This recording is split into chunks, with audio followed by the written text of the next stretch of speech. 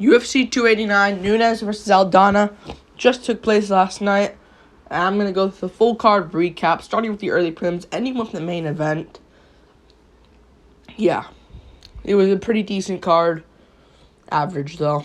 We move on to, we'll start with the early prelim opener of Diana Belbita versus Maria Oliveira. I picked Diana Belbita to win because Maria Oliveira got out-grappled by, she got out-grappled by Vanessa Demopoulos.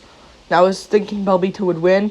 Belbita did get taken down here and there, and it wasn't a good look. But she just won the stand-up exchanges. She did a lot more than Maria Oliveira, and I just predicted her to win. God, I look at Maria Oliveira fight, and I'm just... Man.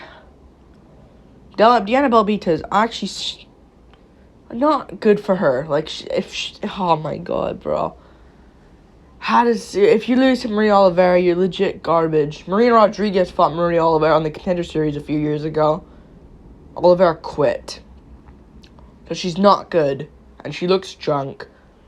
Good shit from Belbita. Not good, though. Not a good performance. She shouldn't be proud of that, but at least she won. Saved her job. We move on up the card. Steve Erceg versus David Dvorak. Steve Erceg. I picked him to win this. I picked him because I saw him fight, and I was like, I think he'll just outdo David Dvorak, who's been on a bit of a slide recently. And look what happened. Round 1, David Dvorak should win. He was just outlanding Erceg. But again, you gotta look at it. 8 days notice, Steve Erceg. 8 days notice. You know? He came in here 8 days notice. He would have looked a lot better on full camp. But he had to step in for Matt Schnell. And David Dvorak was looking good around 2. Head kick or something like that. I think kind of landed and then dropped him and he went for a guillotine and he won round 2. In round 3, Erceg was just beating up David Dvorak, who was gassed. Steve Erceg wants to find that Sydney card. I'd say get him on there. Yeah. Because he just missed Perth, Australian back in February. Unfortunately for him. So, yeah, I'd say get him on here. Good performance either way, though, from Steve Erceg. We move on. Kyle Nelson versus Blake Bilder. Blake Bilder is trash. He's not good. Not good at all. Kyle Nelson kind of just outdid him. Here. He just outdid him. 30-27 is a bit strange, though. I did score round 1 for Bilder pretty comfortably. But round 2 and 3 were just Nelson. He was just outlanding Bilder, who was just... Bilder's good, it's just he doesn't have the IQ. And what should you do when you're gassed out in the 3rd round? You should go to the body, you should still play that game. Not go for spinning techniques over and over again. Spinning wheel kicks missing over and over again. Why are these guys so stupid? I'm not a fighter. But come on. I know common sense, let's just say. So, yeah, stop being so dumb. And just fucking land shots. Land clean overhands on the chin. Don't go for spinning wheel kicks for that. It's not going to land. Like, are they just hoping for a miracle or something? Loser right there should be cut from the UFC. We move on. Up the card. Good shit from Nelson. All the Canadians won, by the way, on the card. Yeah, good stuff from Nelson. He's not really great either, but he saved his job. We move on. Up the card. Ayman Zahabi versus Aoe Quileng. I knew it! I did fucking good on predictions, by the way. 7-3-1. Oh, fuck. Man. Rip to people who picked Bilder. Fucking loser. But man, Ayman Zahabi won. I didn't think you'd get a KO, though. I should have picked it, but... Man, Aoe Quileng just left himself wide open, which just led him to getting clipped. Right on the chin. But Zahabi set him up. Like, he was just landing shots, then boom. Puts down Aoe Quileng badly. Lays him out bad. Yeah, good stuff from Ayman Zahabi. Very good guy right there. He doesn't fight lots. Hopefully they do a Toronto event at the end of the year, by the way. Because all the Canadians won. Like, I hope they go back for, fuck, there has to be a fight night. They can't do a pay-per-view. They should, though. Because this year, it's kind of mixed as fuck right now. Because Abu Dhabi and then MSG and maybe December, they can go back. Fuck McGregor Chandler, they can wait until January. That's the most obvious plan right there. That's what I would do. Yeah. Anyways. Yeah. Good stuff from Imam Zahabi, though. Very good stuff. He won KO brutally. Good fighter. We move on up the card. Jasmine Jasudavicius versus Miranda Maverick. Miranda Maverick, man. She says afterwards her eye in the third round was blurry and she couldn't see, but that's what we all say. Yeah, she didn't look great in this fight. Miranda Maverick, not too great. She has grappling issues, really big holes in her grappling. I thought Erin Blanchfield was really good, and she is really good, Erin Blanchfield. But I don't know. I think it's Miranda Maverick's grappling because Jasmine Jasudavicius, she's not too good on the feet. She has decent grappling though, but it's just I don't know, Miranda Maverick. Plus Jasudavicius has really good grappling, and Blanchfield has really good grappling, which could be the case. I don't know. She seems like she has holes in her grappling game. Round 1 was either way though. Jasudavicius arguably won every round. Good Maverick, she could win round 1, but yeah, Jasudavicius, she arguably won every round. Good stuff. Natalia Silva is very good. Okay, yeah, good stuff. We move on up the card. Natalia Mavov versus Chris Curtis. I saw the cut afterwards. At first, I thought Curtis was a bitch because there was a lot of good loads of fights, and he just ruins it by this. And I thought he was acting because it's a coincidence that he was losing to a Mavov, just losing the fight in general. And yeah, but Mavov, he looked really, really good. But it's unfortunate when it ends like that. I'd say rematch. None of them will change in the rankings, I don't think. And yeah, it's not like any guys coming up there's not any guys that around their area in the rankings that have fought recently. So if I'm them, I'd run back in Paris in 3 months' time. And yeah, give Curtis time to recover the cut. And actually rebook this fight or rematch. We'll probably let him fight and rematch in Paris. Yeah. But yeah, good stuff from Natalia Mavov. He was looking good otherwise. And Curtis, he got taken down, which was interesting. And yeah, Curtis and Mavov was looking really good though. Man. Sucks for Curtis, because it was an unintentional head clash. And yeah, Curtis couldn't continue. It looked like he was going to continue, then it was like, fuck, it's back again. Like, it was like he wanted to fight, but then it was just like, oh, my eye again. Annoying Chris Curtis, though, but the cut was bad. And Strickland on social media, on his Instagram, said it kind of defended Chris Curtis.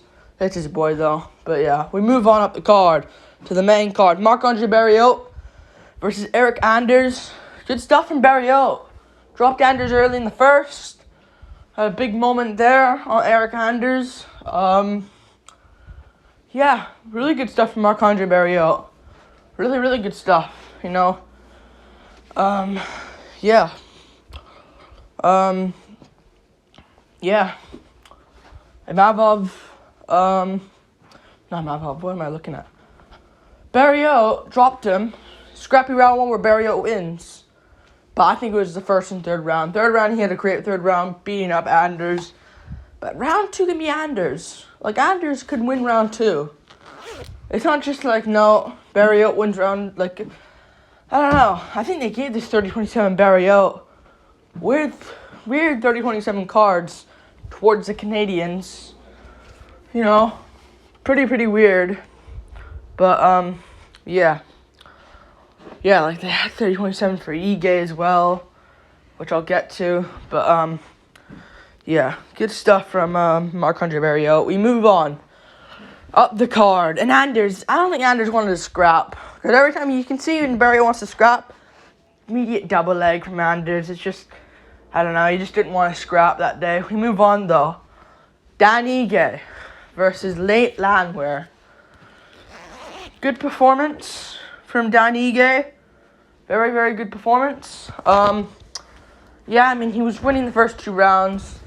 Anyways, in my opinion, even though he got the knockdowns at the end of it, and Landwehr was opened, I think he won round 1 anyways, to be honest with you. I think he won round 2 anyways as well. Round 3 can be Landwehr, though. Landwehr was getting to him, so to give that Ige that round is really interesting to me. I think one of the judges gave him that round. Probably Saldi Mato or Chris Lee, one of them. But yeah, Ige won. Good stuff from Dan Ige. More annoying in my opinion. I wish that Landwehr won it, but hey, Landwehr, take some notes next time on your defense, because this bit of a lesson. You lost to Dan Ige, oh well, you'll be back. You should really work on that boxing defense, because Landwehr can grapple. It's just he doesn't grapple. This is why I don't think he'll ever be a champ. Like, you can get some good fights, so you can get wins over Austin Lingo and Ludovic Klein, who aren't really good. Yeah, like, those guys aren't good. David Onama's not that good. He gets hurt in every fight of his. Except the Lingo one, where he took shots from Lingo. But Lingo's shit. Bottom feeder, you know? So yeah, good stuff from Dan Ige. We move on. Mike Malott versus Adam Fugit. Yeah, Mike Malott is really good. Really, really good. He is a bit slow here and there. Like, in terms of, like, he is slow here and there. You know? With his punches and that, and his kicks. I think if someone, like, if he fought like a JDM, I'm gonna be real, JDM would probably KO him, just because of the speed, but Malott's good, you know? Mike Malott is good. He won this easily. Chewed up the body earlier, Fugit. And you can just see the body language on Fugit. Like, he was hurt by that. So yeah, good performance though from Mike Malott. He hurt Fugit badly, dropped him badly, and he finished him off with a guillotine. So good stuff from Mike Malott. We move on to another fight. Charles Oliveira versus Beneil Dariush. I made a whole individual breakdown for this video. You can go check it out on the channel. Yeah, I guess I'll keep this kind of a bit short. But Oliveira, great performance by Charles Oliveira. Definitely him versus Islam Makhachev next. But I'll mention more. So I'll mention some of the fight as well, because I'm gonna mention it while I can here. Yeah, I mean, Aldana knees to the body. Good knees on Dariush. I don't know if it's Oliveira's knee. I don't know what's his knee. Maybe it's metal. I'm kidding, but yeah, Oliveira's one of my favorite fighters, man. One of my favorite fighters. There's nothing to, like, it's just, I hope he fucking destroys Makhachev, man. I really, really hope he wins that. Really hoping he wins that. You know? But we'll see if that's even next. It should be, because he fucked up his own sons, in Poirier and Gaethje. Fuck both of them. Don't care if they're fighting for some cringe belt. Fuck them. They have fucking fought for the belt so many times. Charles is the man. Look at the fucking likes between all their posts. You know, I'll look at fucking, what's Gaethje, like, actually, I'm not gonna look at it now, but he fucking gets millions of likes on his fucking posts. Give him a title shot. We move on, up the card to the main event. Amanda Nunes versus Irene Aldana. Nunes schooled her for 5 rounds in a pretty decently boring fight. Yeah, but Nunes won. Could win from Nunes, I guess. Yeah, I mean, Aldana, you know, Aldana just didn't, I don't know, you know, Aldana just, she didn't throw anything. She didn't do anything. I don't understand. I was almost close to picking Aldana to win. I'm happy I fucking didn't. Thank fuck from that. I almost picked her because she was an underdog. She looked pathetic. She got scolded badly, looked pathetic. Yeah. Good stuff from Nunes. She won. Aldana was just behind her guard. She landed one good shot in round 1, I guess, but man, she looked pathetic. But then again, I think Aldana would chin Pena, because Pena's shit. I'm making a video tomorrow about it. Pena is the most fucking ridiculous fighter in history. Nunes had a good performance. She retired afterwards, obviously. But Pena, man. Saying Nunes was scared of the trilogy and she scared her off to retirement. Oh my god. People are forgetting about this. She was originally supposed to fight Nunes here last night. That was supposed to happen. And guess what? Pena pulled out of the fight. And she's saying Nunes is scared. You could have fought Nunes. I get you got injured. I completely understand you got injured. But you could have fucking fought her. You missed out, Pena. You missed out. So she retired. What was she supposed to do? Was this supposed to happen? You pulled out, Aldana steps in, Nunes wins. We're going to rebook the trilogy. No one cares. You fluked it the first time. I'm not going to rant about this. I'll make a whole individual individual reaction to this tomorrow. Stay tuned though. I can't do it today because I have too many fucking videos to post. But yeah, well, when you're watching this, I posted 2 already.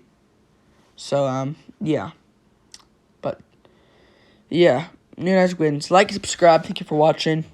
I guess now in the division they can do Pena versus Pennington. I know Bueno Silva's in the talks, but I really don't care. Really don't care. Maybe if Bueno Silva wins, she can maybe be in the talks, but nah. They can wait out, in my opinion.